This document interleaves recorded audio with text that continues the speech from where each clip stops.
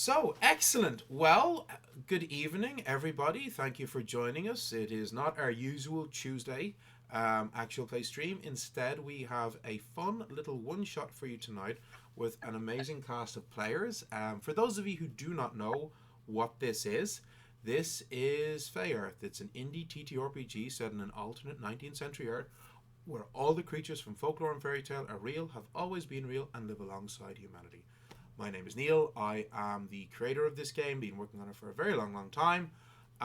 We will be doing a Kickstarter in March. We go live, hopefully to raise funds that we need to finally publish our game and bring this world to life. So this one shot is an opportunity for people who've always been like, hey, that game, that sounds really cool, but I really don't want to jump into the middle of a actual play that's been running for like ever. This is your chance to get a bit more of a taste for what the world is like. But without any further ado, I will let my amazing players introduce themselves. So, Anya, we shall start with you. Okay, well, let me unmute myself. Hi, my name is Anya. My pronouns are she, her. And I am going. Do you want me to introduce my character a little bit? Tell us everything about you. Oh, goodness. Everything about me. Well, I am a cosplayer. I am a professional game master. I hit 200 games run on Start Playing yesterday, which is awesome. Nice. Yeah, I also write TTRPGs, just like Neil. My most recent game is The Apothecary's Apprentice. That was a successful Kickstarter, and I'm currently editing it right now. But I'm going to be playing our rogue. I'm playing Emily Winthrop, and I'm very excited to play her. Okay, thank you very much. So next up we have Apollo. Hey y'all, my name is Apollo. I am an Irish. Oh my god, two cosplayers in the room. I'm an Irish cosplayer, a wannabe voice actor, and at this stage, TTRPG performer. I'm in too much stuff to not add that to the list of things. The full story. I was born in the year.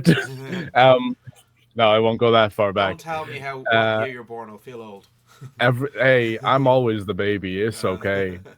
I'm used to being the youngest and tallest in any room that I enter. It's fine. But today I'll be playing. Now, this is a Welsh name, so don't. Hey, please don't be. I will be playing Cadwyn Thomas, who is a gunslinger.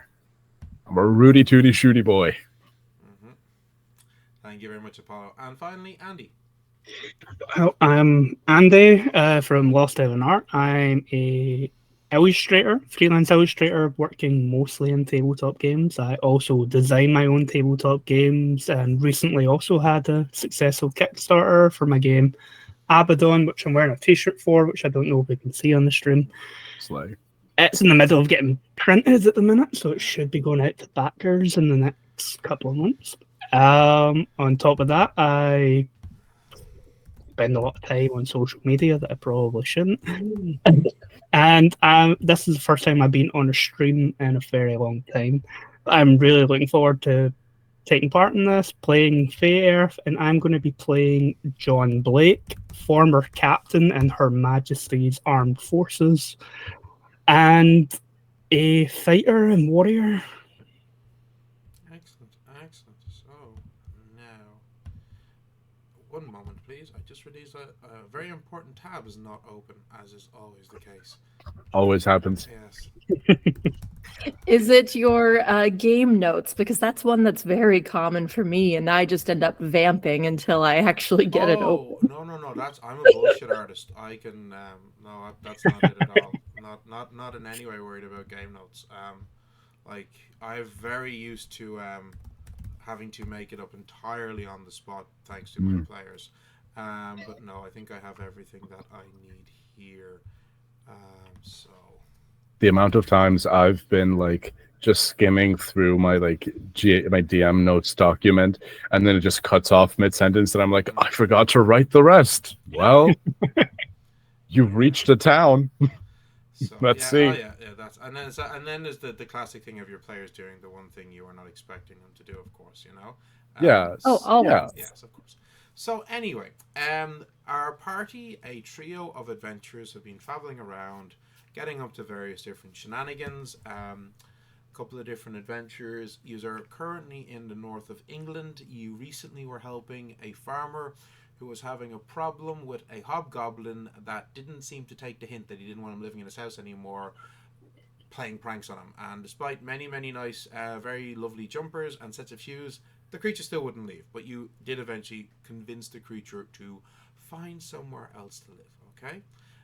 So you'd been wandering around, and you've just come into a. So you, as I say, you're in Yorkshire in the north of England, enjoying the kind of the scenery.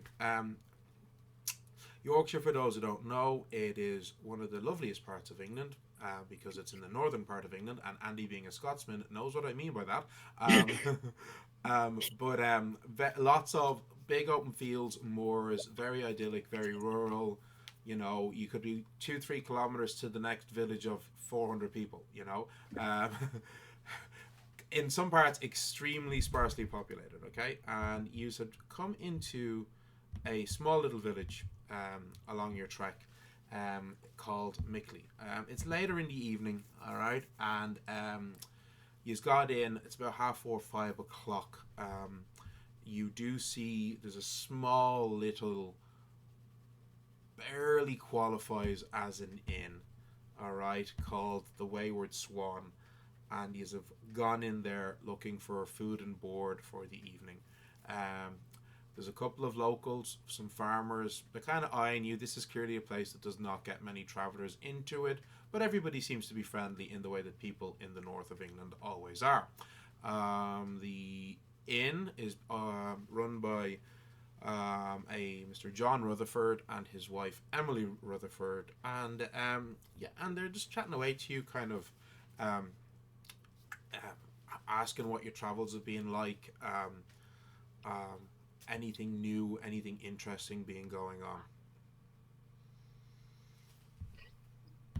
I think. Go ahead. Go on ahead. No, go on ahead. Oh, I was just going to say just the usual exploring adventures.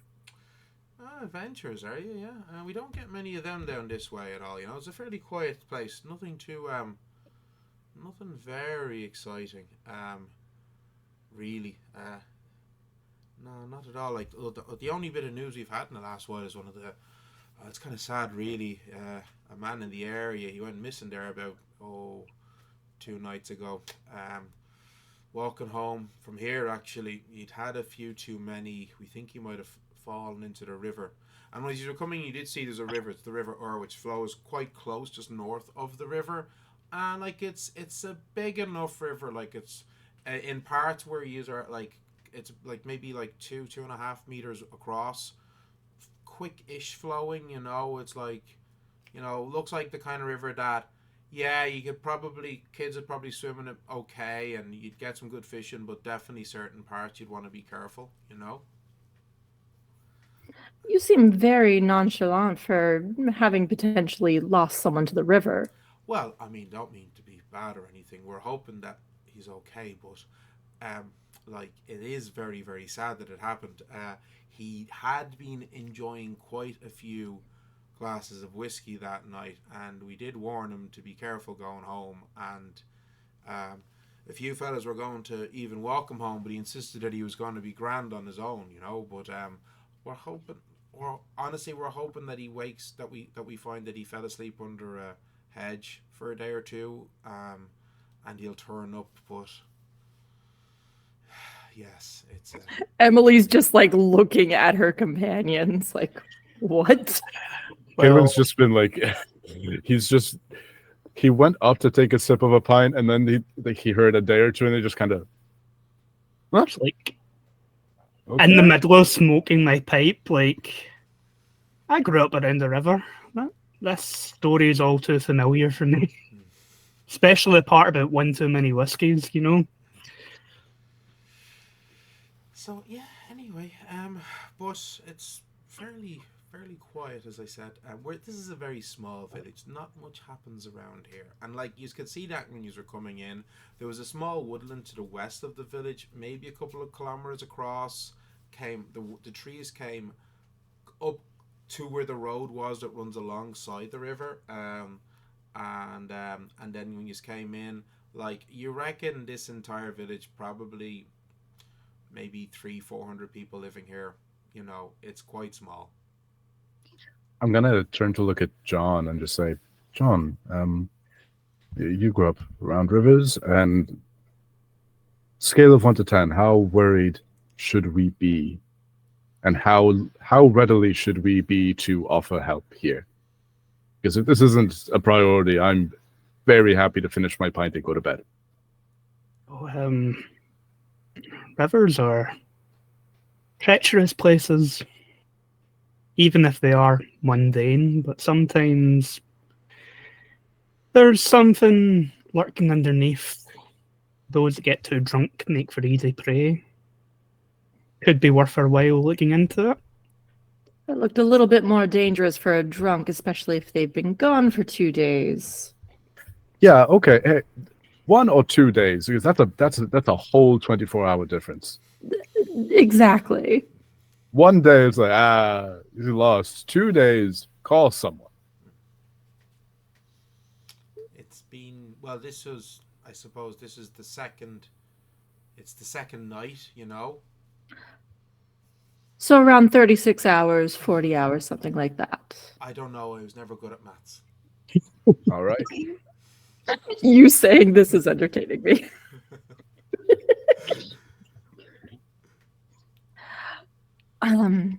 That's a concern. And by the way, Emily absolutely would have gone for, like, if they have any kind of wine. They have, so this is Yorkshire in the 19th century. Oh, I know, but she would have gone for wine, even knowing that this is like a population of 400 or so, in the hopes that they had something. They have 2 bottles. One of them is covered in dust, and one of them is covered in slightly less dust. Those are the I'll go options. for the one covered in dust. Yeah, okay. It's a not terrible red. You know, it's not the worst you've had. It's not the best. Like, I'll put it to you like this: you have had far worse wine in pubs in major cities than in this rural village pub. But it's still not great. She's just very slowly sipping it Yeah. while eating her food. The food's lovely, okay? Yorkshire pudding, can't beat it. You know, absolutely great. You know, really, really lovely bit of food.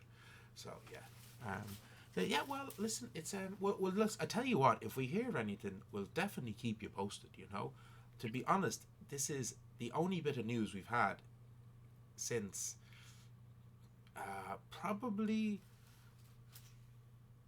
I'm trying to think. Probably Is there a since, marriage or a baptism or there was Duncan got kicked in the chest by his horse when he was trying to change a shoe on the animal. The idiot wouldn't wait for the farrier and thought he could do it himself. Classic. Yeah, he was laid up for about 6 weeks, and he's lucky his wife didn't finish the job. Sounds like So classic Duncan. are we just letting this play out just to get some news out of it? Yeah, like, it's like that's kind of you Yeah. very much get the vibes. Like on the one hand, it could be the tragic death of a man who fell into a river and drowned. Yeah. But on the other hand, this will be something that people will talk about for a generation. Yeah, because you get a good few headlines out of this. It's like local man fell in the river. This is the kind of tiny little rural village where a death like this they will talk about for the next 10 years. Right. Well, once we've finished our meal and that sort of thing, would it be possible for you to just point us in the direction of where he would have gone? Oh, of course, yeah. It's very, and she goes like, when you come out, you come along the main road, down the main street, and you take a left, and it's over the bridge. His house is about 20-25 minutes just north. That's a very big difference. Very big difference. 25 minutes just as I say north of the river. Yeah. But I do know his mother said he didn't make it home that night. Interesting. How young is the man that disappeared? He's 22, 23, I think. So, like. Oh, he's been taken by something. Yeah, like, old enough that he should be finding a nice girl to set, or someone. This is Mhm. 1872. This is the modern era. A nice Uh-huh. someone to settle down with. But he's a bit of a scallywag, that fella. That's why you should join the army. You'll find plenty of available young men. Straighten out a young man very quick, that will. Are there any local legends about river spirits around here? No, there are some fairies in the woodland now, but we tend to stay away from them for the most part, understandably. But there's nothing does be in the river now, no. Have they ever pulled any pranks on anyone in the village? Sometimes that's why we generally stay away from them, And people will leave out some milk and some honey, or maybe a few drams of whiskey at night just to keep on their good graces. But mostly we would stay away from them. And to be honest with you, Reverend Bentley, I think he's a bit much. He's constantly telling everybody to stay away from them. He's convinced that if you get into a deal with a fairy, you'll lose your immortal soul. Well, yeah, that's a man of faith for you. I know. I mean, but they're not all like that. The Reverends, a lot of them are more sensible. But then again, they do tell us that there are those who say that the Fae were the Nephilim that did not decide to join the fight with God or with Lucifer. That's where some people say the Fae came from, and that they were then cursed to walk on the earth until the end of days. No one knows, of course, but that is one of the stories they tell.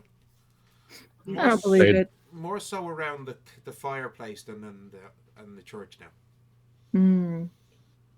I think Caleb just takes a big old sip and just says, look, I wouldn't know about all that, but all I know is that if you shoot one, you're in big trouble. So that's all I need to know. All I would know is if you shoot one, you better not miss. Yeah. And they That's better the not trouble. have friends. Yeah. That's the trouble, because sometimes you shoot them and you don't miss and they still just walk it off, and then at that point you better run. Oh, yes, absolutely. But no, in answer to your first question, there wouldn't be any stories of anything in the water here, I do think that there's a lake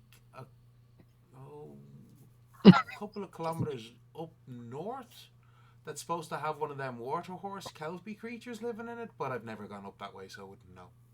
And this river, does it go up in that direction? No, it feeds from a different source. Yes. Okay. Well, we've kept you long enough from your work. No, not at all. It's lovely to talk to new people. She starts turning slightly to eat her food and drink her wine. I think we did say Emily's from the southern part of England. Mm-hmm. So you're not used to this northern hospitality. You're not used to how friendly the northerners are. You're used to the far more reserved southern English. And we're in Yorkshire. Well, not only that, used to a much more upper class sort. Yeah. No, we're talking like good, friendly, salt of the earth folk here now, But no, she does leave you alone and to enjoy your meal. You just have a couple more drinks. There's 2 rooms for the night. Cadwyn and John are sharing, and Emily has a room herself. Of course she does. Yeah, you're sharing a double bed because that's what people did in the 19th century. Party. Yeah, that's what's happening, lads. Because that was actually how it worked in the 1800s. Was you 2 lads, here's your room, and there's a double bed. Because I actually don't know when single beds were invented. They're a relatively modern invention. It's because they understood good fan fiction tropes, and they knew that there's only one bed is the best trope out there. Absolutely. And they were like, not wrong. They were like, with the aesthetics that we have today, there is no radiator. There are no radiators. They're gonna need to cuddle. They knew what they were doing. That is actually, I do remember hearing an account of that being used as an actual defense in a prosecution case against 2 men who were found in a hotel room. And they used the excuse that they were embracing each other to stay warm because it was such an awfully cold night, and the judge believed them rather than to believe the alternative, and they were let off. Your Honor, it was winter. That actually was a genuine example of a court case in, I can't remember, it was either Dublin or London, but yeah. That's very. Yeah. I love that for I them. believe that. Yeah, you totally believe it, you know? We're talking about the same, like, the British are the same people who never criminalized lesbianism because Queen Victoria refused to sign it into law. She refused to believe that women would do such a thing, so refused to sign the act into law, and it was technically never a crime for two women to have sex in the way it was for men. I mean, Dublin, I'd believe that. Remember that one time that we accidentally outlawed straight marriage? I feel like Yeah. we'd do that. Yeah. I mean, we only a few years ago Yeah, accidentally it was. decriminalized all drugs for 24 hours. Yeah. Yeah, I heard about that that. was only about 3-4 years ago. Like, We had a purge. It was great. Oh, yeah, good times. Anyway, Good times. Moving on. there's a plot. So, So- yeah, as I said, you have your rooms. You can stay up drinking with the farmers all night if you want. Emily, if you do stay up drinking, you'll get at least one marriage proposal. Well, I would not want that. However, I am intrigued by this missing persons situation. Do you want to? What do you two think? Do you want to go for a wander? Late night wander? It's not too late after all. It's only Oh, it's probably 6 o'clock around now. Oh no, it is later in the evening. It's probably Okay. but it's still not crazy late. It's like 9:30, maybe a quarter to 10. Like, we're grand. Yeah. We Go may as for well. a short walk, make our way back, head off to bed. Okay, fresh air will make us tired for absolutely. bedtime. So you head out. So it's the summertime. It's late summer. Actually early autumn, like mid-August. Okay, so we're in the middle of harvest season. It's a busy time of the year for the farmers. But it's about halfway, quarter to 10. It is dark. You know, it hasn't been dark for exceptionally long, but it's been dark for maybe an 3/4 of an hour to an hour or so. Okay, it's a fairly clear night. The moon is about 3/4 full, so there is some light. You're all humans. None of you are fey touched, so you don't have dark sight, but you have as I say, clear night with a fairly, not full, but still mostly full, quite bright moon that does provide you with some illumination. There's a couple of street lamps in the village, but literally once you get outside, if it was a new moon, you'd be in pitch black.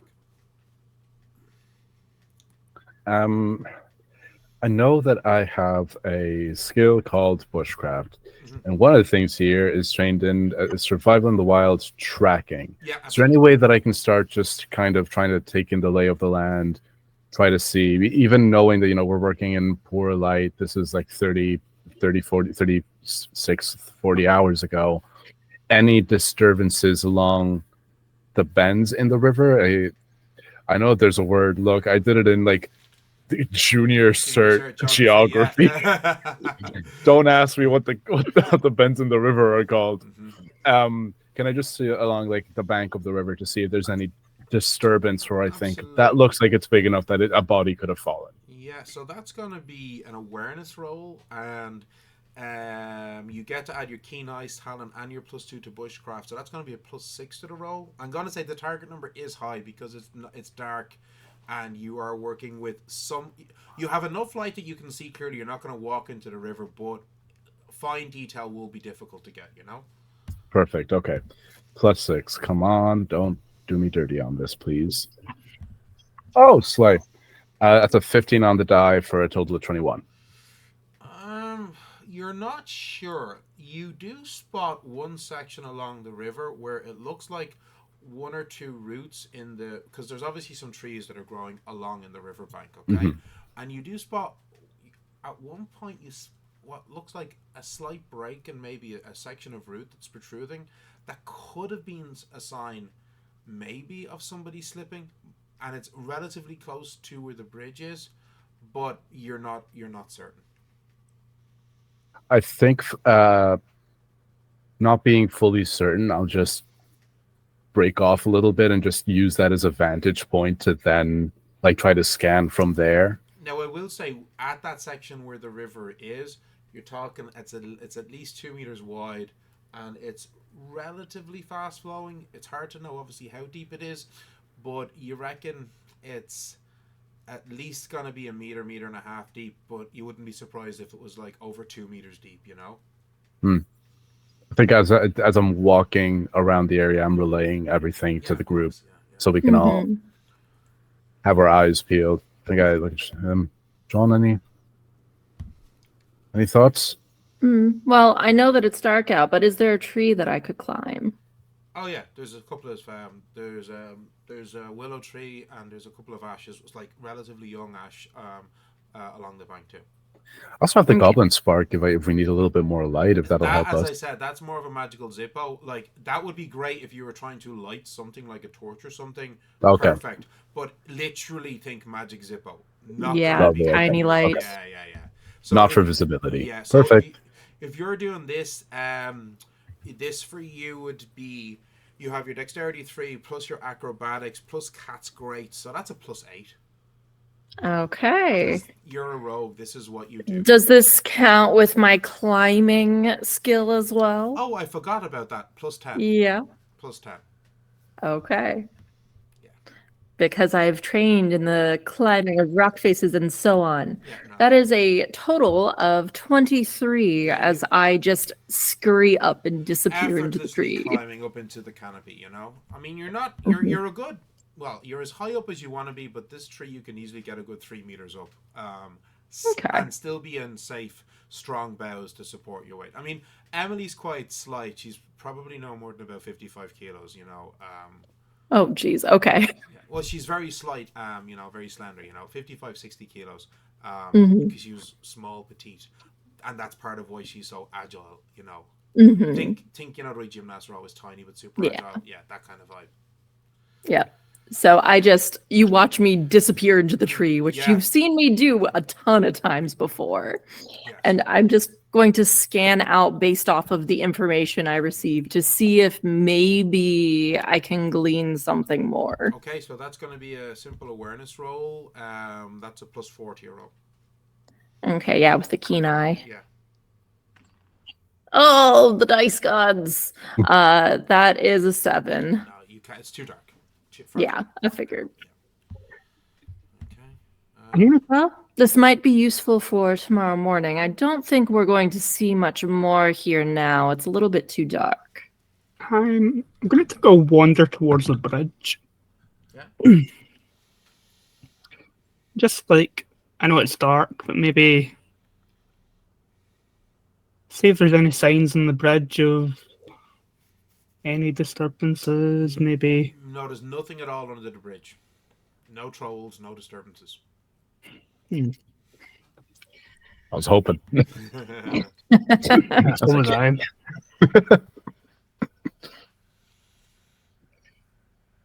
Emily's least we just know- chilling in the tree.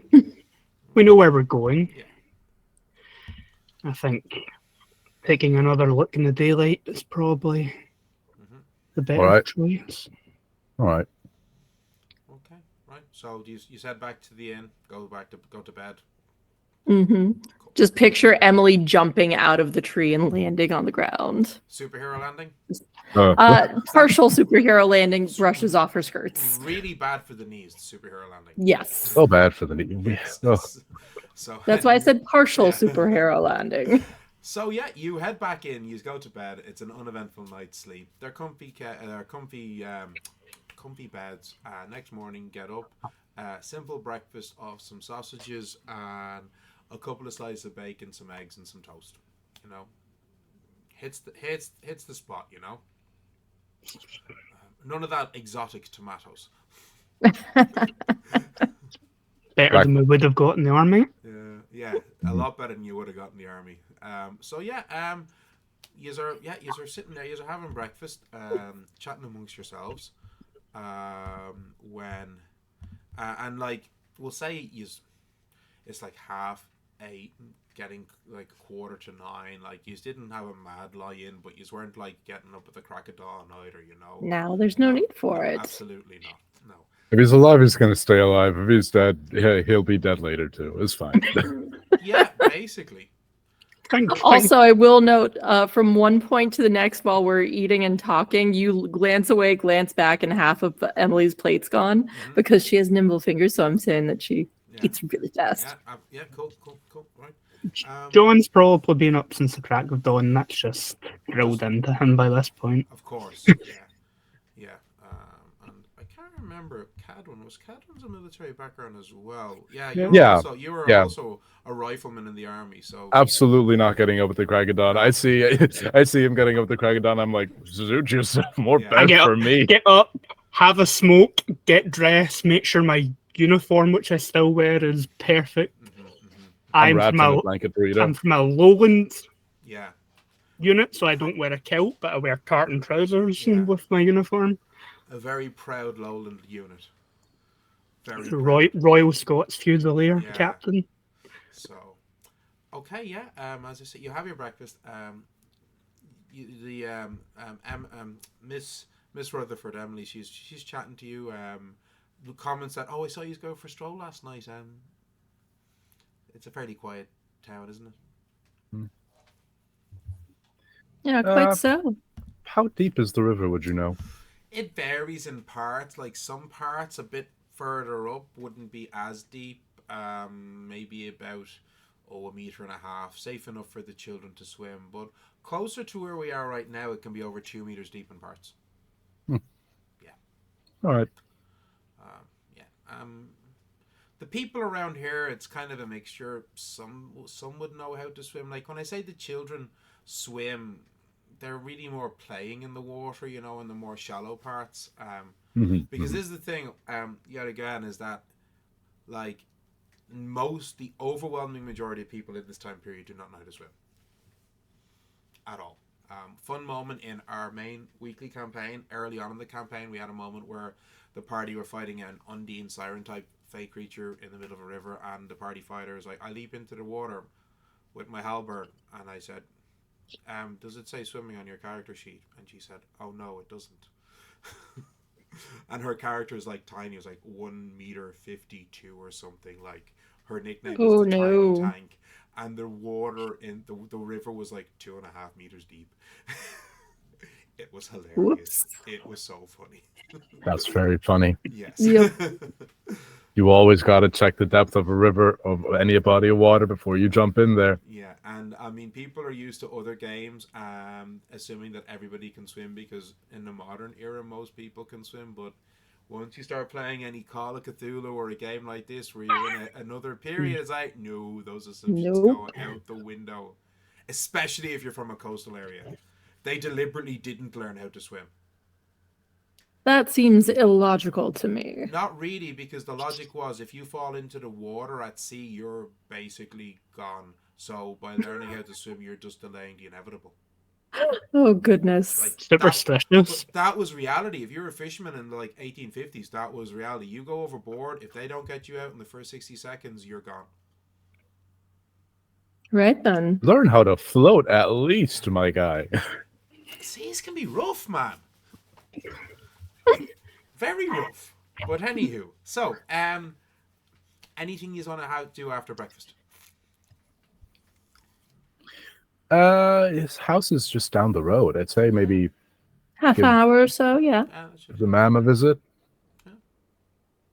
See if, worth a shout.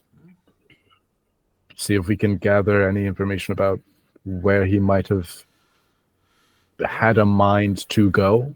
If not, I mean, from the pub to home, that's the usual route, but any other stops along the way? Yeah. Absolutely. So you head out to the pub, or not? You leave the inn and head to the farmhouse, the Princeton farmhouse. Okay. It's about a 25-minute walk. You follow directions. It's fairly easy to spot. You do see it's a small cottage. There is some smoke rising from the chimney. You walk up towards the front door. You can hear the sounds of somebody moving around inside. Give a policeman style knock on the door. Well, that seems a bit dramatic. You hear, whoa! Coming, and you hear a sound of footsteps at the door open. And this very startled-looking woman in her early 50s, looking at you all. It's like, is everything okay? Well, you tell us. We heard that your son has gone missing, and we were curious sorts. Oh, yes. Poor Mark. He hasn't turned up in Well, it's been a few days. We're terrible worried about him. Honestly, we think the fool of a boy fell into the ore and he was swept away. Maybe he was always a terrible swimmer. Not that I'm very good myself. Sorry, I'm Winifred. And is this I said she's like early 50s, brown hair. She's got it in a kind of loose plait that's half coiled into a bun. Simple white linen blouse and a checked heavy woolen dress with an apron around that. She's got some flour on her hands. Looks like she was probably making something in the kitchen, maybe some bread or something. Sorry, who are you all folks? You're not from around here. No, we most certainly are not. I'm Emily Winthrop. Captain John Blake. And I'm Cadwin Thomas. Cadwin's just kind of standing at the back, just kind of like, I have a really big gun on my back, and people tend to have a bad reaction when they see it. So I'm just... You're gonna hand back. I'll just stand behind the captain. Yeah. We tend to look into strange things that are happening and thought that maybe there was something strange here. Oh, well, I mean, honestly, we don't know. Some of the men have gone looking a bit further downstream to see if they could find Mark's remains. Nothing's been found so far.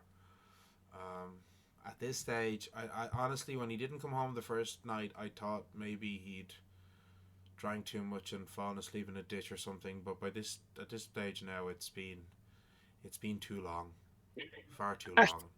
If I could ask, ma'am, how often did your boy go to the pub for a few drinks before coming home at night? Most nights. And had he been acting strangely or talking about anything unusual? No. Not an interest. Has he met anyone recently? I wish he'd find a nice person to take him out of the house. That would have been. I've spent many a time in the church. I've lit plenty candles now but no luck there. It's a shame.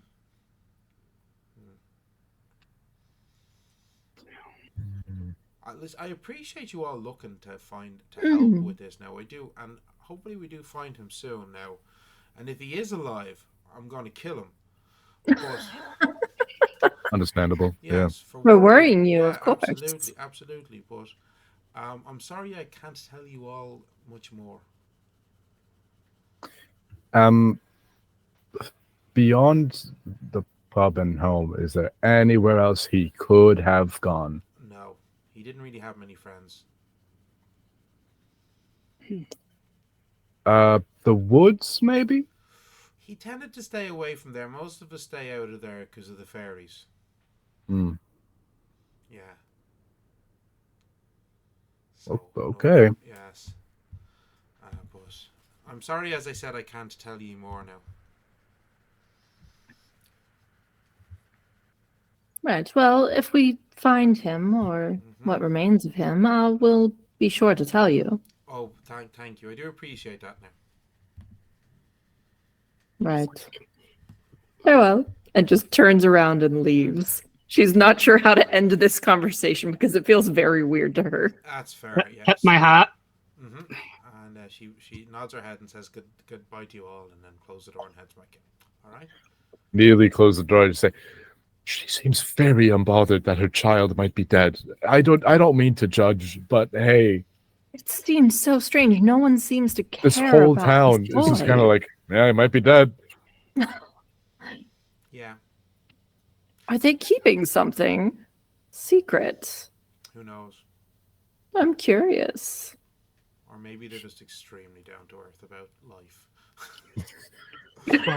This is, during a period Why of- families tend to Yeah. have 7 or 8 children. And if they got past, if the children literally reached the age of 12, then you were doing good.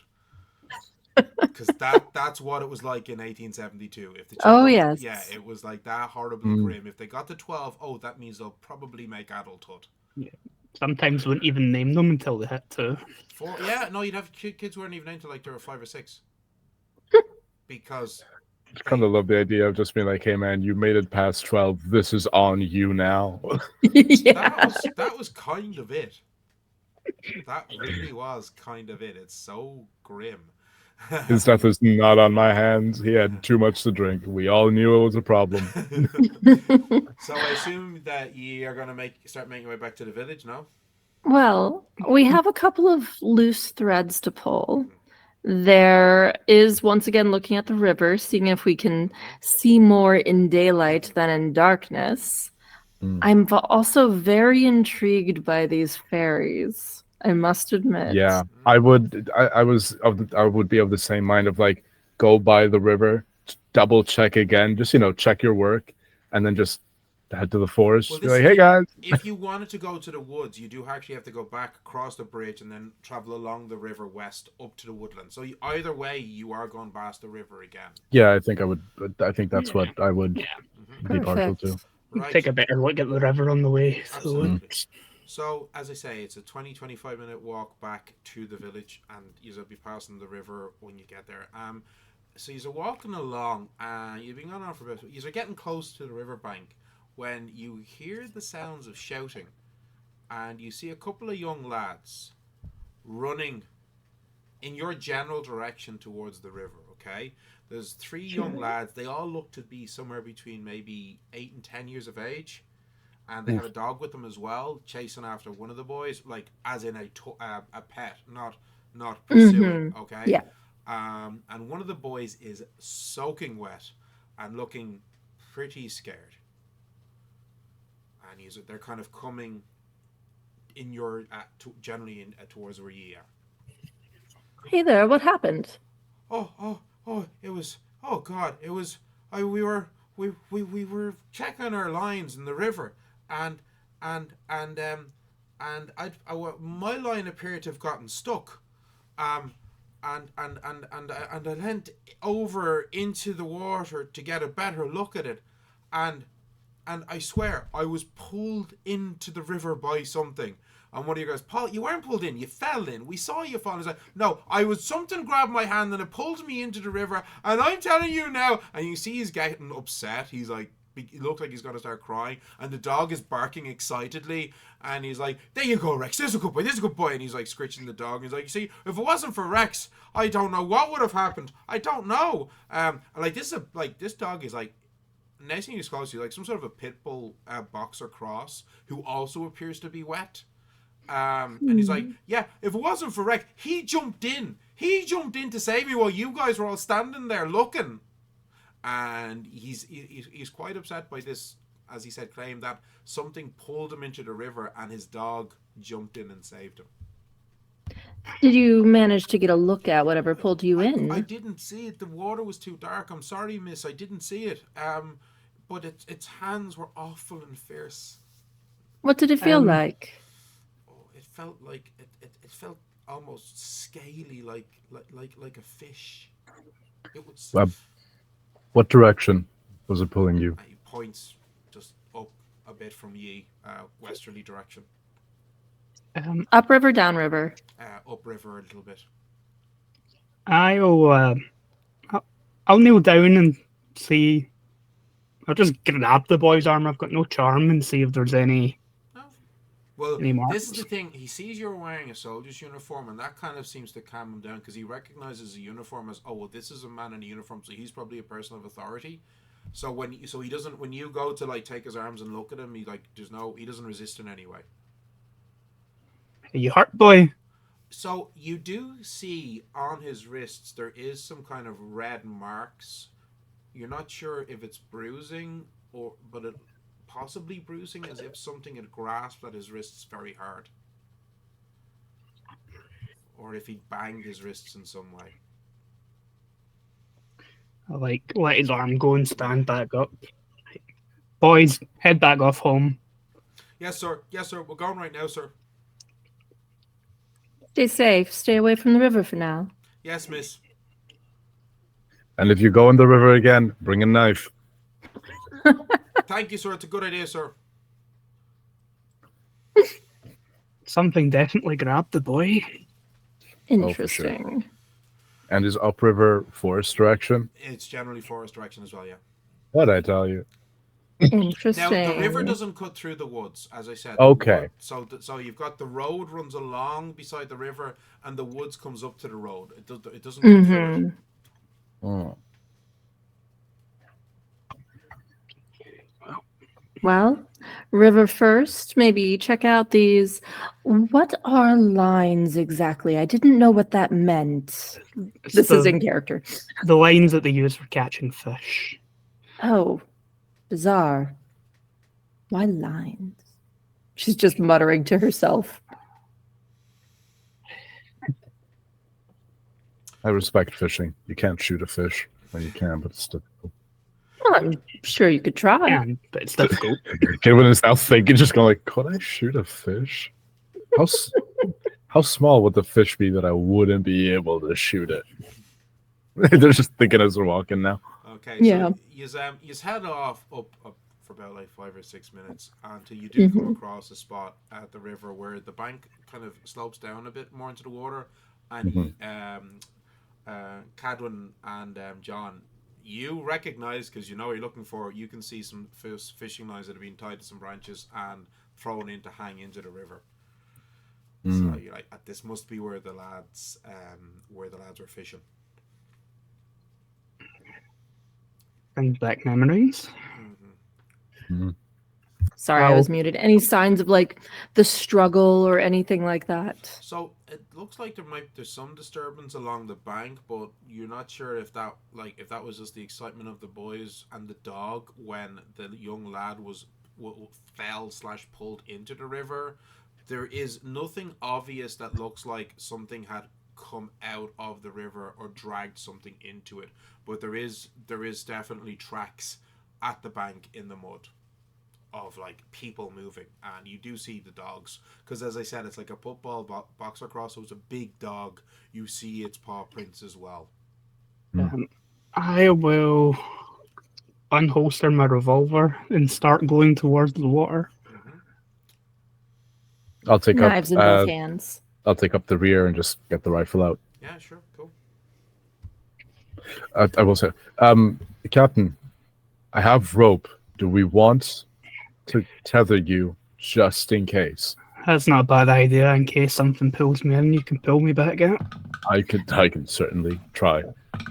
So, out of curiosity, because I forget, Neil, is goblin rope better than regular rope? Goblin rope, okay, is basically, and I'm not, Goblin rope is a completely independent and in no way breaching any IPs of any rope that may have been in a certain incredibly major fantasy piece of work that involved two short-statured creatures with a rope that they were gifted by magical creatures of the forest, that when they tugged, it unraveled and came down because they were very sad they were going to lose their really good rope.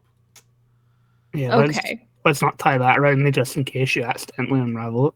Well, that's the thing with goblin rope, is that the way it works is that outside of like standard untying, if you give it, if a person gives it 3 deliberate sharp tugs, the knot will unravel. But it has to be like deliberate tugs by a person. Okay. Let's use the regular rope. I have vanilla rope. Yeah, I'll just with the captain's permission, just tie it around your waist, and as I take up the rear, I'll position myself in such a way that, because obviously rifles are two-handed, I'll either tie it. I have 20 meters. Would 20 meters be enough to just kind of like tie it also around me? Oh, easily. Yeah, absolutely. Yeah. There's that way I'm. Yeah, no, 100%. I'll be nestled somewhere that if I do, I can just easily drop the rifle and just kind of get into a little solid stance. Yeah, cool. Excellent. All right. So you're heading in towards the river. So who's going in? John and Emily are going towards the river, and Cadwin's kind of hanging back. Going towards the river, not going into the river, because she doesn't want to mess up these nice shoes. I'm going in. Yeah, you're going to wade in a little bit. Can both of you give me awareness rolls? Absolutely. Let's see. So that's with my keen eye. So that's 4. What is observant? 5, 6. Where are you seeing that? Under charm, it says observant 4P. Oh, that's okay. Sorry, I didn't add that. It's basically it's a feat mechanic that you have in the game. Mm-hmm. So how the feat mechanics work is it's like extra cool stuff that you can do. And apologies, I should have added that to your character sheet, but I'm going to explain it now, which is a great thing to explain to our viewers because the feat mechanics is a unique mechanic in Faearth. So if you are observant, when attempting an awareness check, if you successfully achieve the feat, so you need to roll 4 higher than the target number to get a successful awareness, then you get additional information from me, the narrator, regarding what you're using. If you do use this in combat, so if you were doing an attack roll and say, oh, I want to try to use observant, and you yet again beat it by the target number, then when you next successfully hit them, your enemy, you actually get to add your awareness score to the damage because you were able to gauge their movement to get a better, more sure strike in.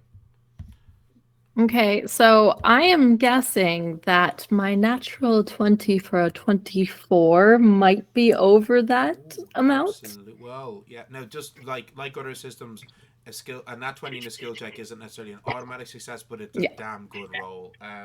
I mean, it's the maximum roll, so I'm assuming that that's helpful. Actually, that is exactly what you needed to activate the observant feat.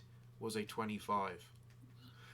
Oh, I had a 24, not a 25. Oh, okay. Well, screw it. Yeah, It was a nat 24. 20. It was a nat 20, so I'm going to say you got it anyway, okay? Okay. All right. Thank you. Yeah.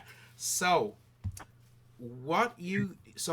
as you're getting closer, you're looking in the water, and you see for a moment you think, no, my eyes are deceiving me, but you spot, peeking ever so slightly out of the water, what at first looks like a mass of like vegetation and branches that might be floating along on the top of the water. Looking closer, no, it's tangled hair and a pair of eyes just above the water's level, looking right at you and John. And then it realizes that you have spotted it, and it disappears into the water. John, perhaps don't go into the water. I just saw something, and just about to step in because I rolled an 8 on my awareness. Yeah.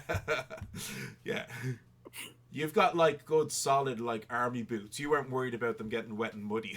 Mm-hmm. Yeah. So it was this kind of greenish, scaly like skin and these yellowish kind of almost cat-like eyes and this green matted hair. I described this creature to them. Do we recognize it? Unfortunately, none of you are particularly academic. What do you mean? Never. What do you mean? You all have an intellect of 0. You are average intelligence. So that's my life in the library. You can all give me just roll a d20. You have 0 modifier here. Come on, please. 7. That's a 10. What? It could be anything. There's lots of stories of strange, beastly, fake creatures that live in rivers, but you have no idea what this could be. Well, we know that it likes to drag unsuspecting boys into the river, so that's one thing. Mm-hmm. Captain, perhaps you could pretend to be a little boy. Pretend that I did not tell you anything and walk right on it. Just to say, you do spot maybe about, 600-700 meters down, you do see another bridge, a smaller pedestrian bridge, that if you cross would lead you in the direction of the woodland. Okay. Okay. So we can tug on this little thread over here, or... Oh. And I will say, by the way, you were shocked that you did even spot that creature. As in with its coloration and how it was moving with the water, it almost perfectly blended in with the water. Just attempting to memorize what it looked like, but it's like, Oh, what are they? Pygmy marmosets. When their coloration, it makes them disappear in the trees, and so all they have to do is run around to the other side of the tree, and they can't be spotted. Or just think like the way alligators and crocodiles in water, how they just Yeah, they look like disappear. logs. It's scary. These fuckers can Mm-hmm. be 5 meters long and they just disappear. It like that, Yeah. Yeah. Did this creature look roughly It humanoid did look shaped? roughly humanoid in size. Like it looked to Okay. have a human-ish sized head. Okay. Yeah. So yeah. I did say I was feeling nostalgic about fishing, so Mm. let's see if we can lure it out. Okay. I have my knives ready. I have a gun. Yep. Always great. And I'm assuming that Emily has some kind of thing to rig up all of her knives. Like she has a knife sheath situation where she can just pull them out and toss. So, what's the plan? Are we gonna try and wade into the river to draw Yeah. this creature out? I'm gonna wait Well, I'm in. staying back, but I will fling knives. Okay. I'm posted up. I am the backup. Yeah. Well, at least if he does get taken away, I'll have a friend. That is true. You're still, I assume, tied together, lads. Yeah. Okay. Right. Okay. Right. So, John, you start walking into the river. How deep in do you want to go? Up to just up to your knees or something, where you're still fairly stable and secure? Yeah, somewhere between knees and waist. Okay. Yeah. Okay. Cool. Right. And you have revolver out, I assume, not your Yeah. saber. Yeah. Okay. Revolver. Right. All right. Okay. So you start making your way slowly into the river. Give me another awareness roll. Me as well, or Yeah, sure, you as well. I'm gonna say, Karen, you're a little bit too far. But actually, no, you're a gunslinger. You've got really good eyes, so you can get it. You get a roll as well. I've got 14. Okay. I got 20. I got an 18 plus 6. Whoa, you guys are great. Yeah. Okay, so I want to say that's 24, but I'm not doing math. Not live. Not with a math teacher. I'm not embarrassing myself like that. right. So okay, so this is what you guys see. All right. Specifically, Emily and Cadwin, what you two see is John is moving in closer, and you're both looking at the river, and he's looking around, trying to see what possible danger there is. And at the last moment, he doesn't see this, but you two see a figure appear out of the water that wasn't there a moment ago and launch itself at him, clawed hands reaching for him. And The moment I see that creature, I'm throwing a knife. Well, it's a surprise attack, so it's going to get to I know, act but first. still. That's fine. I'm just saying. I'm immediately going to throw a knife the moment I can. So this is a 19 to hit against John's 17 defense. Oh, and that's enough for me to get my grapple attack in as well. But you wouldn't, though. But you wouldn't. But why not? So, absolutely. So this is what happens is, John, this creature launches itself out, grabs at you, claws digging into you, and starts to pull you into the water. And this, I think, is a perfect place to pause in our story for a 5-minute tea break. And we will be right back to you all very, very soon. We're just going to be gone for 5 minutes. Quick break for everybody. And we will see what happens to Captain John Blake and the Three Musketeers. Look forward to it. Okay. Right. Bye.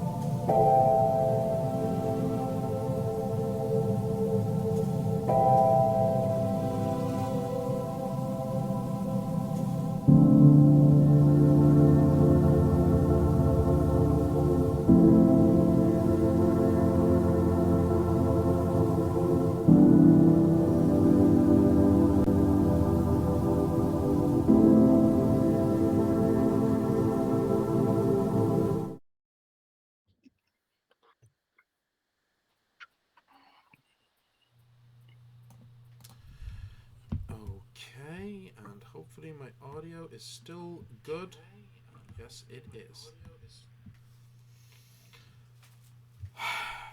So, thank you for sticking around, for joining us. If you've just jumped into the story, when last we left our heroes, the party, having wandered their way into this very, very small, very quaint, very rural town in Yorkshire, had discovered a man had recently gone missing and maybe fell into the river and drowned. People were oddly blasé about it. And after talking to the man's mother, they were walking back when they were beset by a bunch of boys, one of whom claimed to have been pulled into the river only moments before by some creature and being saved by his loyal pit bull boxer Cross. The party had wandered down to the section of river where the lads had been fishing, found their fishing lines, and decided to have a look around. The party rogue, Emily, did spot something in the water. She's not sure what it was, but she saw a pair of eyes looking back at her, and then they sunk beneath the surface. Captain John Blake, the party fighter, decided to wander in a bit deeper to investigate and has just been grasped by this creature which has attempted to grapple at him. Now, I cannot remember. I don't think I actually rolled for damage on the claw attack. I don't believe you I did. don't think I did, so that was cocked. That was so long ago. That means it was Yeah, 0 damage. ages. Actually, So Zero damage. it's 6 points of damage, but you're wearing a leather kind of brigandine type armor, Yeah, which absorbs 5 of those 6 points. So you only actually take 1 point of damage. But you are being pulled under the water. So what we're going to do now is we're going to roll for initiative. Okay, and then we can see how people react. I rolled Okay. terribly. I rolled a 15. Okay, so plus 4 is 19. Oh, no, total is 15. okay. I added the 4 already. Okay, cool. I have +3. I got 19. Total? that's like 19 total. Calm 25. Yeah. Well, no, gunslingers are like they do have bonuses to initiative because the whole quick draw thing, so they are very good. So just a calm and collected 25. Yeah. So we'll. Okay, well then first to act, Cadwin. You see this creature is literally just in the process of pulling John into the water. What are you doing? Right. Okay. I have a thing here called a trick shot to the leg, a called shot. Yeah. Target must succeed on a fortitude, might, or resolve willpower versus the attack roll or be knocked prone. Do I feel like getting this prone in the water would help? So just to interrupt you there, you can also do a call shot to the hand, which normally would disarm somebody of whatever they're holding. But I'm going to say if you do successfully do a call shot to the hand, it will break the grapple. Yeah, I'll go for that. So yeah, cool. Do a called shot for the hand.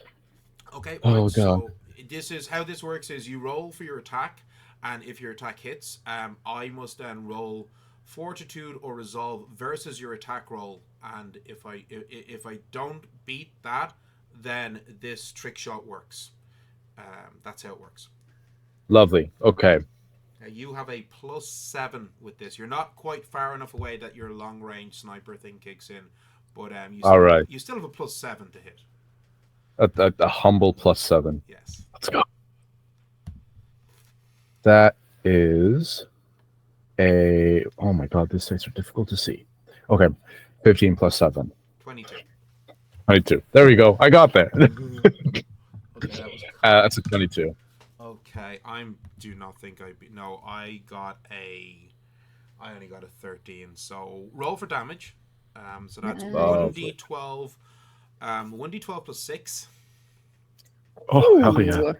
Yeah. Jesus. Okay, 11 + 6. That's going to be 17. And you do have the piercing shot ability as well, meaning that this creature's natural fey armor is reduced by 3. Ooh. As well. Oh, so that's full. They just say full damage. So that was 17. Isn't that what you said total? Because it's a called shot, don't they? Do they take half damage? But still, like they have some natural armor, but your perfect. gunslinger skill to find chinks in even the natural armor of fey creatures, they still took 5 points of damage. That was the 5 was halved, and you have broken the grapple. Lovely. Yeah. Okay. That's what I'm gonna do.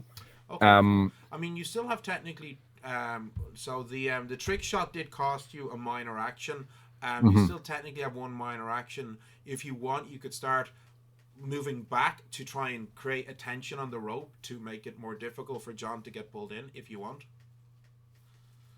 I think it was 20 meters of rope, so it was kind of slack.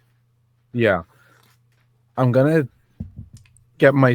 I don't think I'm gonna get the rope taut because my fear is that if I get the rope taut, then that's easier to be slashed at. Okay. So I'm just gonna like square up and post up and be ready to pull it taut, but not actually start. Absolutely. Because I don't want to overreact too much here. And don't forget, your short range with your rifle is 20 meters. Yeah. Okay. That's long perfect. range with the rifle is 80 meters. So, you do not need to worry right now. I'm at my short range. I'm like, this is about as close as I need to get. So, John, it is your turn. Emily, you're on deck. So, this creature had grabbed at you. It had clawed at you. Your armor did absorb most of it, and it was pulling you in. But then Cadwin shot at it, and you saw it, like, it took a glancing blow to the hand and screeched out. Now that you actually are face-to-face with it, you can actually properly see it. Okay? It's a hideous-looking creature. Green skin, long, scraggly hair, sharp claws, long mouth, or a mouthful of long, wicked teeth, and the face of a hideous old woman. It's wearing a tattered kind of like linenish kind of under not dress type thing, stained brown with the river water and mud, foul breath, and it has these really hateful eyes looking at you. So just remind me again, how many actions do we get? So you get your major action. So if you want to pew pew with your revolver, that would be your major action, and then your minor actions is for things like turning and running and all that. The grapple has been broken, so you could use a minor action to try and get away from this creature as well. Yeah, get your pew pew. I'm going to use a minor action to draw my saber. Yep, cool. And then and shoot with the revolver. okay, so because you have dual wielding, you could minor action draw your saber, attack with the saber, and then shoot with the revolver offhand. Okay, yeah, But don't that's forget good. your attack modifier when you're using the revolver offhand is like it's lower. It's only a +4 versus your +7 with the saber. But still, Okay, cool. Then I'll attack first with the saber, slash at the thing as the hand pulls away from me. Okay, that is 15. that is 15 total. Yep. That's a miss. And then with the revolver, Mhm. that is no, that's 13. Unfortunately, both miss. And minor action to draw. Dual wielding, you just get the automatic attack. With that, you still have a minor action if you wanted to try and withdraw away from it. Get out of the water, basically. I think I'll stay in the water for a little bit longer. Okay, right. So, Emily, it is your turn. Cool. Absolutely going to immediately fling daggers. Am I able to do 2 daggers? Unfortunately, you're only a 5th level rogue, so you only get one throw. Sad faces. That's okay. Well, I do. You're also really good at throwing daggers. Yes. You get a +8 to hit. Yeah, because I have knife thrower. And you're just like super dex, and you're just really good with short blades. Yeah, and also I have sneak attack when attacking actually, a target who's flanked by an ally. This does kind of sneak attack, so that's an additional plus. Where the bloody 2? hell is it? Additional +2 to the attack and to the damage. Yeah. So that means now. So that actually brings it up to a +10, and it becomes 1d4 +7. Let's go. You are a Okay. highly trained knife thrower. So I'm adding 10 to this. 10 to the attack roll. So it's a 20. Okay, that is a hit. Okay, cool. So it's a D4 plus 7. Because of that sneak attack on top of it. So in fair, I rolled 4 on the 4. Nice. That is very nice. Okay, it's we love tough. that. It has this tough leathery hide. Think like almost like the skin of like a catfish or something like that. So it definitely absorbs. Yeah, it's that gross. Sorry. I have no idea what that texture is because I'm allergic to fish. Oh, well, that's really sad. No sushi? Mm-mm. That's awful. What a life. That's so tragic. That's like really I tragic. love how this stopped the game. This is My where I allergy. come in and say I live in a coastal town and I hate fish. Yeah, well, I live in a coastal town. I could do without fish, but like I wouldn't want to not have it. I won't necessarily actively go for fish, but I really enjoy seafood. I'd love a bit of Anyway. smoked salmon. Okay, so that was 11 minus the creature's armor. Yeah, that hurt. Okay, it strikes. It doesn't stick in. It glances, cuts it, and then falls into the river. It's now the that might be creature's gone. go. It's kind of pissed off, and John's right there, so it's going to try and do. It's going to do 2 claw attacks against you, and it didn't like being injured. So we're going to try and do. I'm going to try and grapple and do another nasty thing. So first claw attack. Like you do. Like, bro, I shot you in the hand. First claw attack was a 16, which misses, and the grapple also fails. But second claw attack was a 21, so that is a hit. And the claw attack does 7 points of damage minus your armor, so that's 2. And I need you to give me a fortitude hardiness roll, which you're pretty strong. So for you, that's... Oh, you do not have hardiness. You have might and stamina. It's still a +3. Yeah. Come on, it's 20. That's with the +3. Okay. Bum, bum, bum. Okay, so it still does do something. Where's my D8 gone? I'm missing a die. Oh, look, the damage doesn't happen.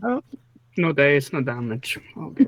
That's in the rules. You wrote the rules. You should know. Okay, so I only rolled a 3 plus 7. So this is what happens as it claws in at you. You feel a tug, but not a physical tug, an energetic tug. As Ooh. it starts to steal some of your life essence, you take an additional 3 points of necrotic damage, which your armor does nothing to protect against. And you see the wound from Emily's dagger throw heal ever so slightly.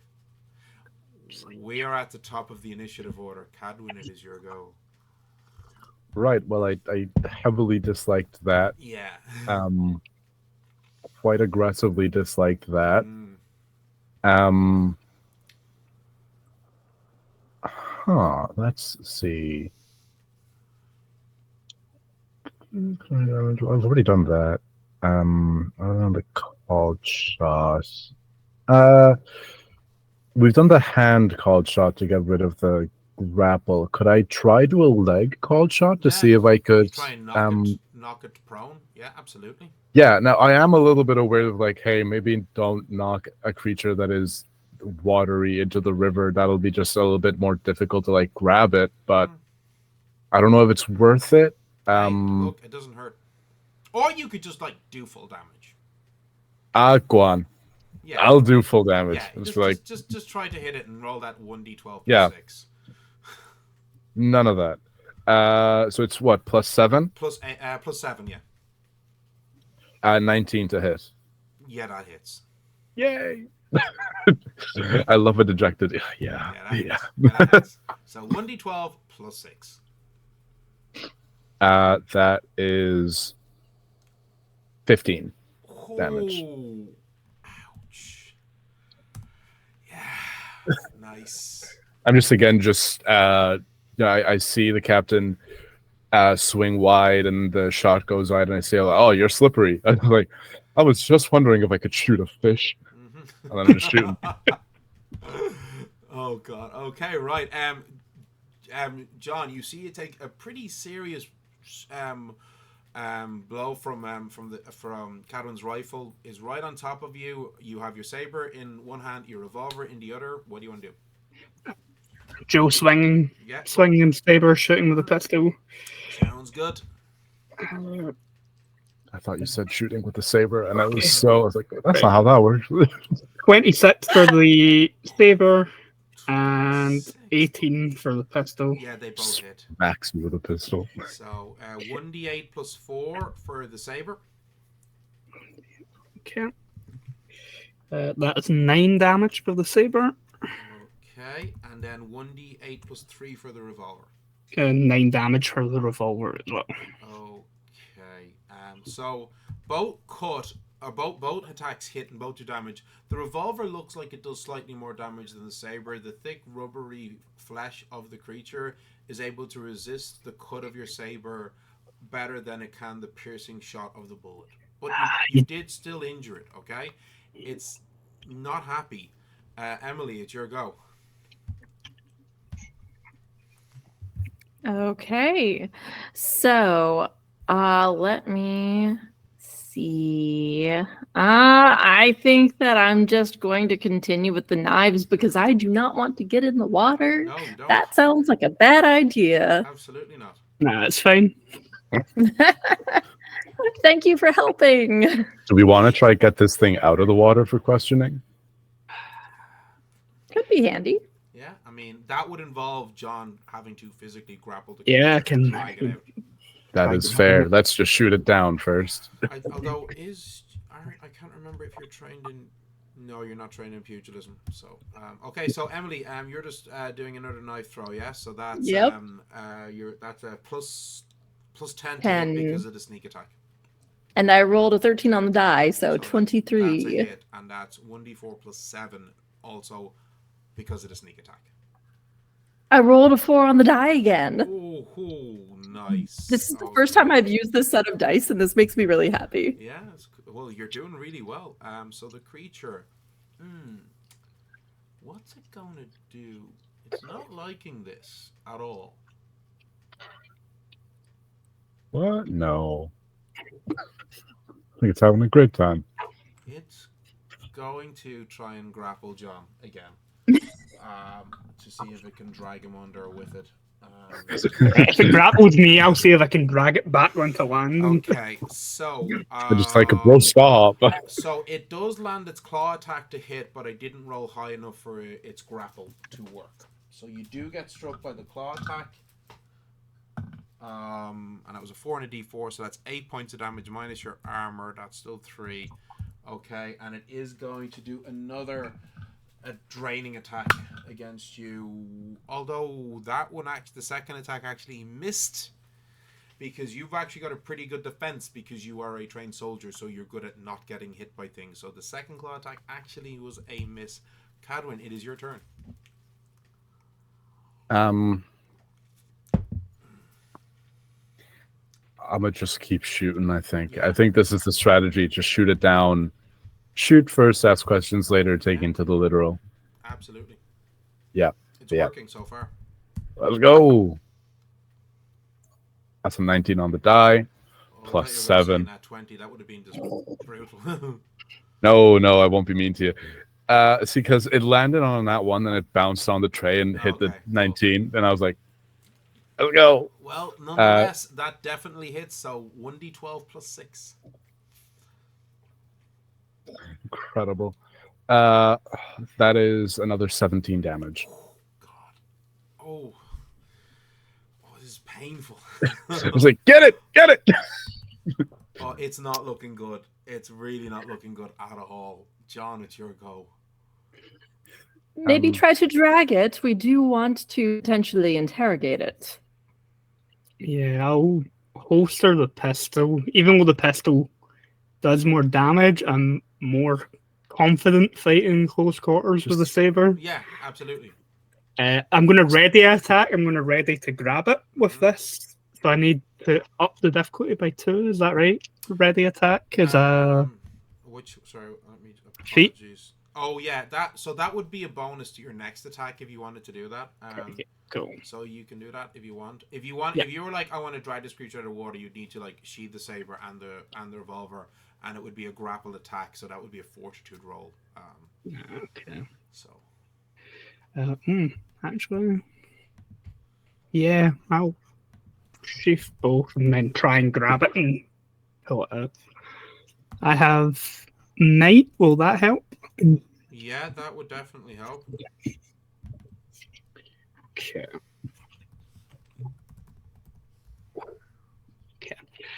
22. Okay, so just give me wait. What are you doing to attack here now? Are you trying Grabbing. to a grapple? So Yeah. if it's a grapple, you don't get to add your attack modifier with the saber because you're doing an unarmed attack. Yeah, so it's just I'm just looking. So it's an unarmed attack, so you get to add your. It's just +4 for your fighting. Yeah. So that's 22.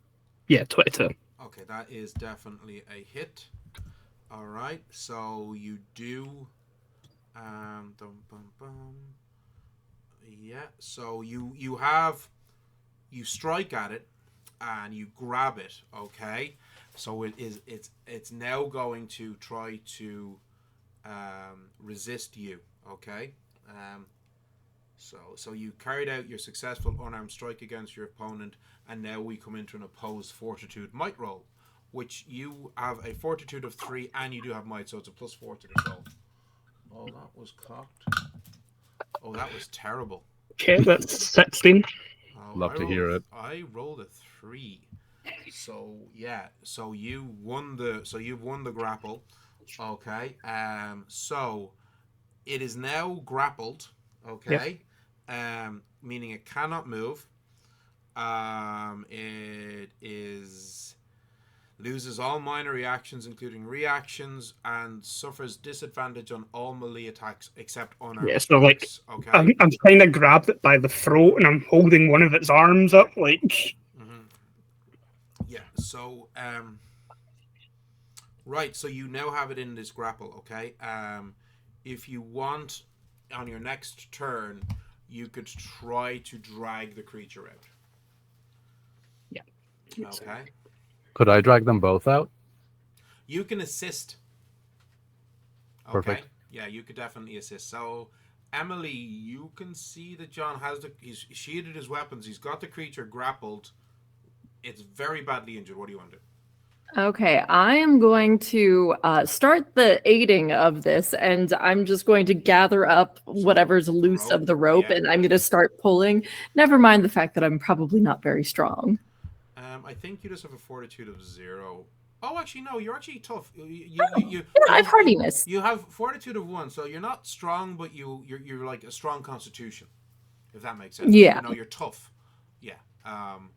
So, okay. I mean, I'm trained in pugilism, Yeah, but that's not pulling on rope. So this is the thing. Funnily enough, you would have had an easier time grappling this creature than John did because you've actually trained in wrestling.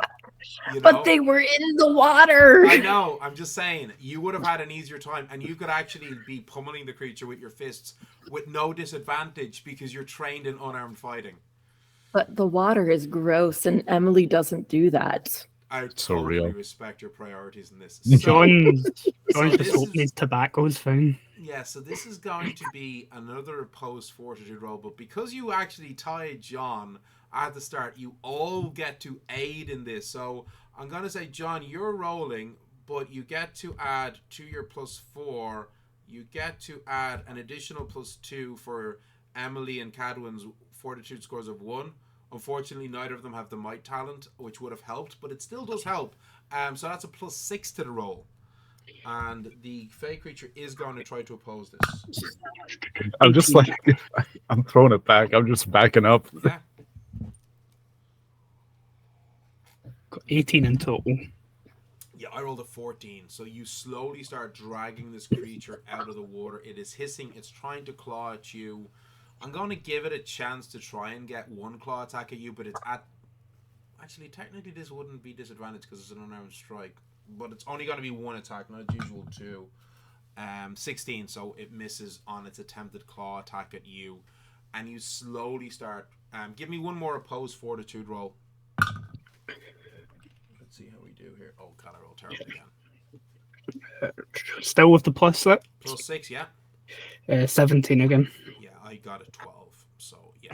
You drag this creature onto the riverbank, and you can see it now. It's small, hunched figure. Looks like a hideous old crone, as I said, but with this green mottled skin, razor-sharp claws, a mouth full of razor-sharp fangs. You see a couple of fetishes are hung from a piece of tonguing around its neck, like some bones of you don't know what animals, as it's snarling and hissing and shrieking at you now. And let me just look. I think, do all of you speak? Yes, you all speak Sylvan, and it's shrieking at you in Sylvan. Look, there's the common tongue of the Fae. It said, "Let me go, you hideous creatures! Let me back into the water! I'll kill you all! I'll feast on your flesh, you vile beings!" And... Oh, hello there, grandmother. How are you doing today? Think you've fed on enough flesh. Just that one. A little boy, at least wait till they have a little bit more meat on their bones. Come on. They're more tender. Oh yeah, and you have problems with your gums, don't you? And you can see like I don't black think so. bleeding gums. It's quite gross. Ooh. Ooh. Alice, grandmother, was there a gentleman around my age, say, who fell into the river, say, 2 nights ago? Oh yes, he was somewhat pickled when I had him. He'd had quite a lot to drink. How did he taste? Pickled. Tough and pickled. Did you leave him alive? No. Is there anything left of him? I don't know. You might find a foot downstream in a day or 2. Lovely. Anything else that we need from her? how bad of an idea is it to kill her? And vis-a-vis angering other creatures. Well, this is the thing. You don't like the Fae are ultimately individuals, you know. So if you kill one Fae creature and they're part of a clan or a Thua or a kinship group, then the other Fae in that kinship group, they're gonna be pretty pissed at you, you know. Mm-hmm. A lot of Fae are solitary as well. So I'm not trying to be difficult here. Yeah. You don't really know, you know. Like there are certain there are certain groups of Fae that are known to be quite tribal. Like fairies often can be extremely tribal, and they will live in clans and groups. This is not a fairy. You're not sure what this is.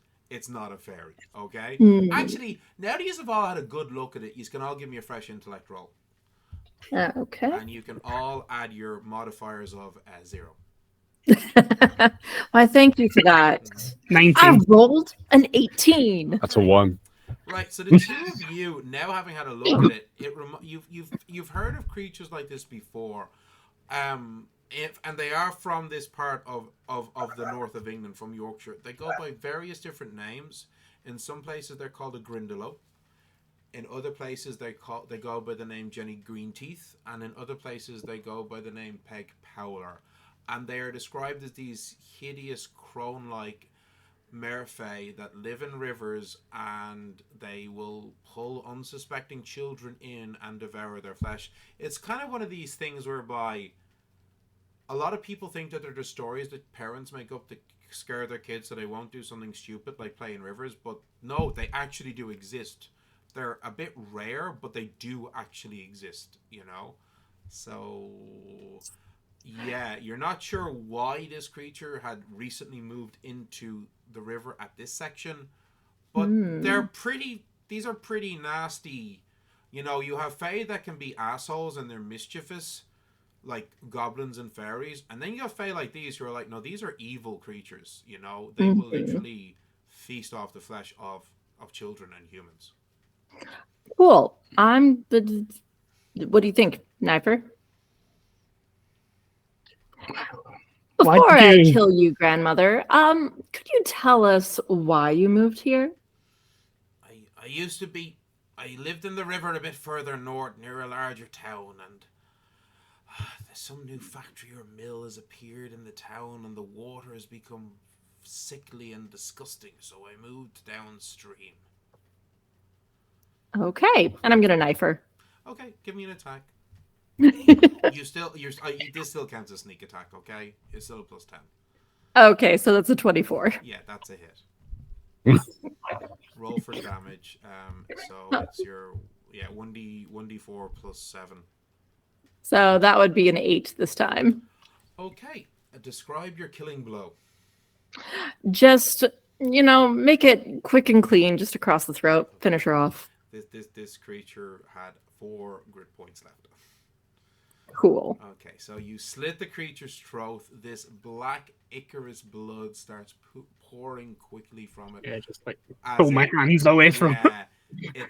Immediately steps back. It collapses to the ground and gurgling, trying to breathe through its lungs that are quickly filling with blood. But it's like, yeah. It was a very clean cut. When you need to, you can be very clean with your cuts. Almost surgical. Mm. Yes. Right. Well, Captain, could you potentially look in the water and see if you can find my other knife? Maybe. I'll go clean some of the black blood that I've got on my hands from the Fae off while searching for the knife. Yeah, you actually find it pretty quickly and easily because it's a very nice brass-hilted knife and the water where you were fighting the creature wasn't as deep, so it's easily spotted in the dark brown, muddy riverbed. Excellent. I don't need to replace it. Yeah, so Thank you. Your knives are retrieved. Now, serious question: what are you doing with the body? I would like to suggest this is a little bit weird. Bring it to the mom. Be like, hey, we can't find your son's body, but the murderer is here. That is a 30-minute walk. I'm not. The river. You, by the way, you're actually only about like less than 10 minutes from the actual Oh. main street of the village.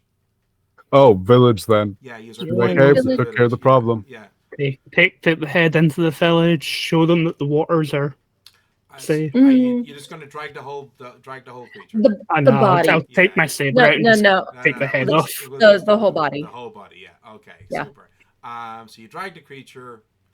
It was small and scrawny, and the most difficult thing about this is the slimy skin. Oh, I'm not touching it. I tell the tie a captain rope just around move it. the rope onto Okay, its you waist. tie Yeah. a rope around it and you just drag it along. Yeah, I'm not touching that. Yeah, it takes you a little over 10 minutes to get back into the village, and as you come in towards the village square, there are shrieks and exclamations and women swooning and men swooning. A couple men swooning too, I think. Men swooning as well, and alarm and Very ineffectively, I just keep shouting, "It's dead! It's dead! Look at it! It's dead!" And after a moment, you see a man coming up to you. He looks to be in his late 50s. He's wearing the traditional rabat. It's like the black cassock with the little brown ribbon-like cravat with white borders of a reverend of the Anglican Church. As he comes up to you, mopping his brow, these round brass-rimmed spectacles framing these quite brilliant but beady blue eyes. He said, "What in? Oh my, bless us and save us! What is this demon doing here in our village?" Are you Reverend Bentley? I am. Yes, I am, young lady. Well, this creature was killing people in your village, and we stopped it. Oh, praise you all for this good, noble Christian work that you were just doing. Thank you so much for saving us from this vile creature. Oh, I don't know what we could ever do. We should have a celebration tonight. And I love that Cadwin and Emily have both had the same expression. Like, It's like, hey, this isn't for free. Hey, comments. you better give me something. Oh, he's got. oh, we lost an Andy. He'll be back in a Oh, no. moment. I'm sure he will be back to us in just one moment. I'm in two places. My eye is so big. Yes, but Wait, let me. Is that the right it's direction? not terrible. Here we go. I'm I there. mean, I think you have to choose one window or not. Okay, there we There we go. Like, see, if I mess with these too much, then once he jumps back on call, this all gets messed up again. So Don't worry about it. We exist. I'm not gonna mess with it too much.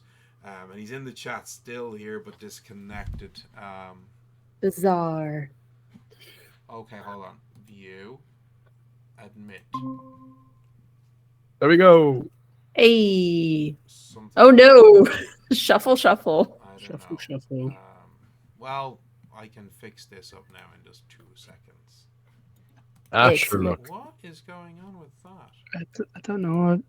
I love I the know what chaos. that is. There we go. I had the chat window open because it was. The priest called us There we Christian, go. and then we all just kind of said, Yeah, "What?" All this Christian and like Captain said, "I'm out." the captain's like, Nope.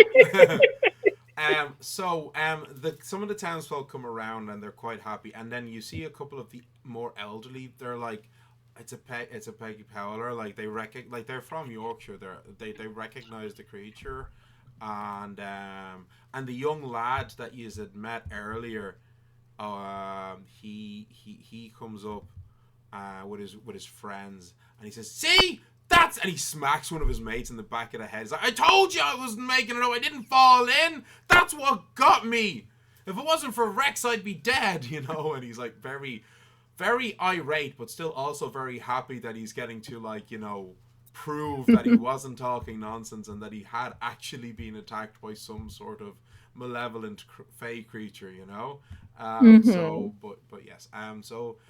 They do have there's a party for you in the inn that night, and lots of people are looking to buy you drinks, and you are fed a feast, and everybody is like you know.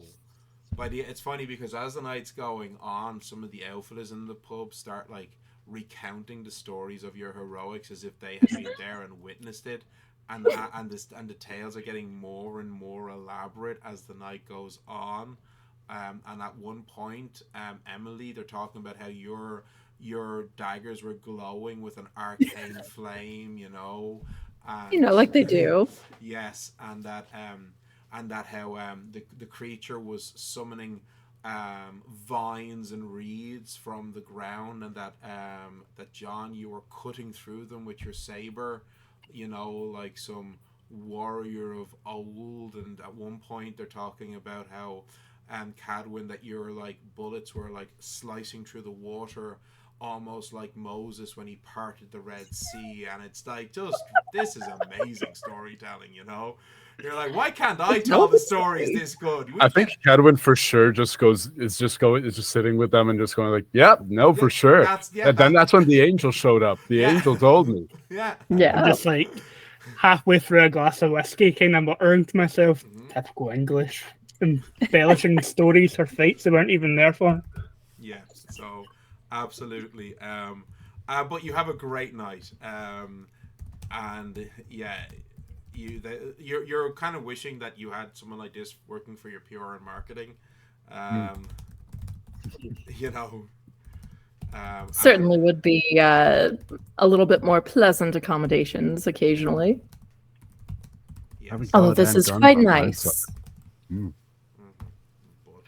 So you have a wonderful night. Heroes of this obscure little village, and a really great evening of drinking and revelry. And then the next day, when you get up, ready to travel on with your journeys, the Rutherfords, the innkeepers, refusing to take a penny from you for your several nights of lodging. That's very kind of you. No, not at all. You saved us all from that horrible monster. Well, maybe it'll teach people to be careful when they're going home drunk from the pub. Learn to swim. Just a little little bit. bit. Learn to swim. A little bit. Yes, that's probably a good idea. Right. Also, not that I know how to swim, but buddy still. system. Buddy system. Yes, buddy system. Like they use in the mines. Sure. Yeah. If you say so, I genuinely have no idea. I believe whatever you say about your town. Yeah. So yeah, and you heading off into the sunset for your next wonderful adventure. So well done, folks. That was a lot of fun. I wasn't quite sure how this was going to go, but you did a very good job of it. Some very nice we never got to the fairies. No, you didn't get to the fairies. And actually, if you had gotten to the fairies, that would have been fun because there was obviously a fairy NPC that would have possibly helped you, but it would have been dependent on a trade. So you would have had to trade something, and the more value in what you traded, the greater the gift that the Fae would have given you. I don't need help. We have guns. It's fine. We have guns and knives. Guns and knives. Yeah, guns are nice, but getting a blessing from a fairy is also very nice. So True. That is something that could have happened now, but no, it was. I hope you enjoyed playing it. I always love to get people playing in my world, and for people to see what the world of Faearth is like. So we're going to wrap up in a minute, but before we do, I will ask my wonderful players to let everybody know where they can find you and all of the amazing things you're doing. So in reverse order this time, Andy, starting with you. Hi, again, I'm Lost Haven Art. You can find me at Lost Haven Art on pretty much every social media, including all of the new ones that have popped up, like Blue Sky and Threads and all that sort of stuff. And yeah, I do art, I make games, and I had a lot of fun. And the Abaddon is currently in production. Currently being printed. Yes. Which means it should be on a boat in the next few weeks, heading to somewhere in England where Games Quest are going to pack it up and ship it out around the world. And for those who didn't have the opportunity to back the Kickstarter, when the game is published and you have it, where will people be able to find it if they want to get it? Well, you can get the PDF now from Drive-Thru and itch.io. And when I get the physical copies through, I'll be selling them via my Ko-Fi shop or at conventions. I'll be doing a number of game and comic book conventions this year. Awesome. Okay, great. Thank you very much. Apollo? Hey y'all, yet again, my name is Tom Nerd Apollo. God, okay, where you can put @Tall Nerd Apollo in the search bar of a social media. Yeah. If you don't find me, I'm not fucking there. I do not want to keep up with all the new ones. I made a blue sky. I said I'm here, and then I have not touched it. I will not. I linked to that, and I was like, "This feels really weird linking to a profile that has no post." But I know the guy, so it's. It was like, really it's not funny a bot. because I saw it and I was like, "Oh yeah, I do have that." Well, X is still kicking, and until it dies a violent death, I'll stay there. I put too much time. Yeah. Otherwise, you can find me usually streaming. I'm not streaming this week for solidarity with Palestine, but beyond that, I stream 3 days a week on my own Twitch. I'm currently making a cosplay of Will from Baldur's Gate 3, so you can pop in and have a look at that. And if you are in the beautiful and proud nation of Ireland, during the month of February, might I suggest going to Galway's, the University of Galway's own student-run convention, AkumaCon, where I will be a guest for the weekend of the con. Nice. So please pop by. I bought prints. I bought more than I needed, and I need to sell some of them. That is a really, really great university con. I've never had a chance to go, but I have a lot of friends who've gone. My wife is an OG gamer from the early 2000s, so she has a lot of university con experience, and that's a really great one. AkumaCon and KaizokuCon are two of probably the best cons that I've ever been to. The fact that they're university cons just brings them up a level even more. It's great because it means you don't have really shitty, mismanaged conventions being run by companies that care more about making money than actually running a convention. Not thinking of any conventions run by companies with 3-letter acronyms anywhere at all. Yes. No, but yeah, great. And Anya.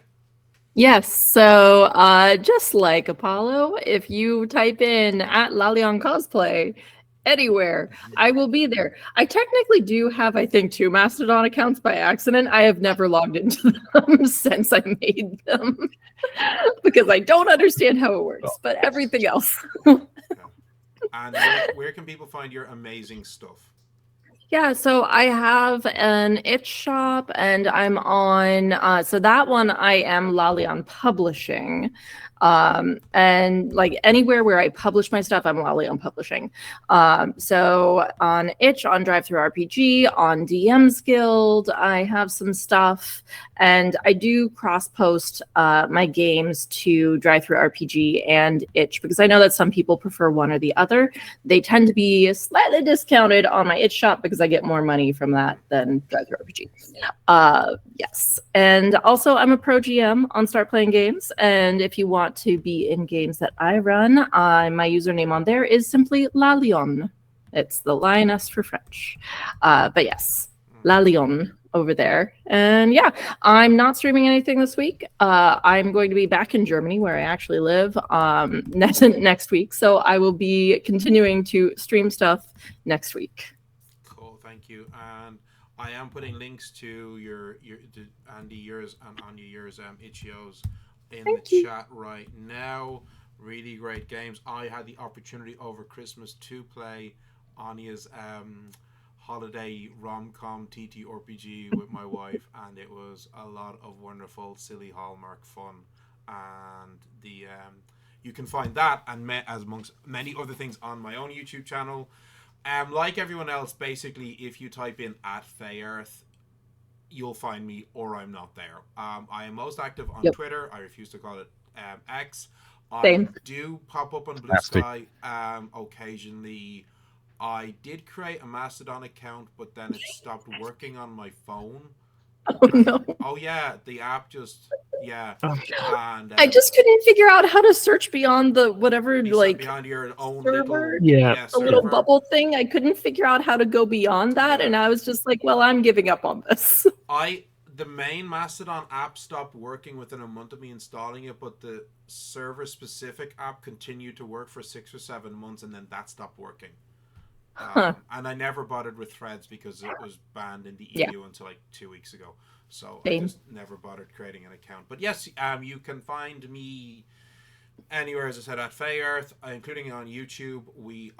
I'm not doing a regular stream this week in solidarity with Global Strike, but normally you can find me streaming on Tuesdays at 8 p.m. Dublin time. That's 9 p.m. Central European time, where we have our wonderful weekly actual play stream set in an alternate 19th century Earth with a wonderful badass team of femme players playing these badass women, kicking ass and taking names, both Fey and human. And it's a lot of fun. And if you can't watch the VODs live because of time zones, all of our VODs are also on YouTube. And finally, we have a Kickstarter in March and would love your support as we try and bring this game to life. So thank you all, and hopefully we shall see you soon. Good night, everybody. Bye. I